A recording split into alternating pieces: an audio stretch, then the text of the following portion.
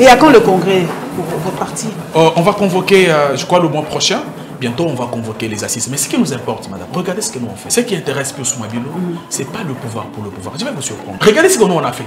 C'est-à-dire, pendant que les gens parlent élection, Pius Mwabilo initie et finance une campagne de sensibilisation sur la santé sexuelle et reproductive chez les jeunes. Nous avons lancé la campagne dans la commune de Djili.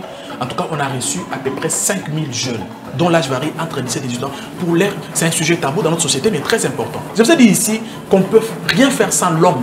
Mais quel type d'homme? Il faut un homme formé, encadré, orienté, informé aussi. Dans notre pays, dans notre société, c'est malheureusement ça la réalité. Tout le monde connaît tout.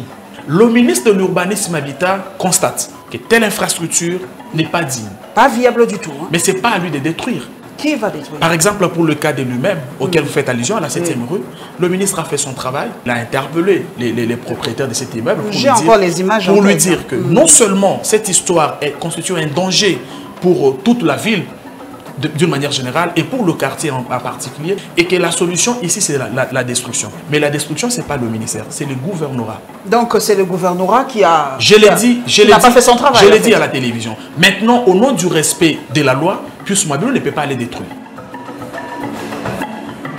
Allez, voilà. Et aujourd'hui, je peux vous assurer qu'entre les deux ministères, la relation, elle est bonne. Les deux ministres se parlent, se fréquentent, se consultent. Même les affaires foncières, avant d'agir, demandent l'avis parce que c'est nous qui intervenons plutôt en tant qu'urbanisme habitat en amont et eux viennent après. Et donc, je peux vous assurer que la campagne, c'est comme ça qu'on a appelé cette campagne, la fin de la récréation, la fin de la spoliation à Kinshasa, poursuit son bon nombre de chemins. Beaucoup de maisons ont été récupérées. Il y a des démarches en cours pour récupérer d'autres, mais le ministre avait dit qu'au moment opportun, il va convoquer la presse pour faire le bilan de cette campagne. Je pense que c'est...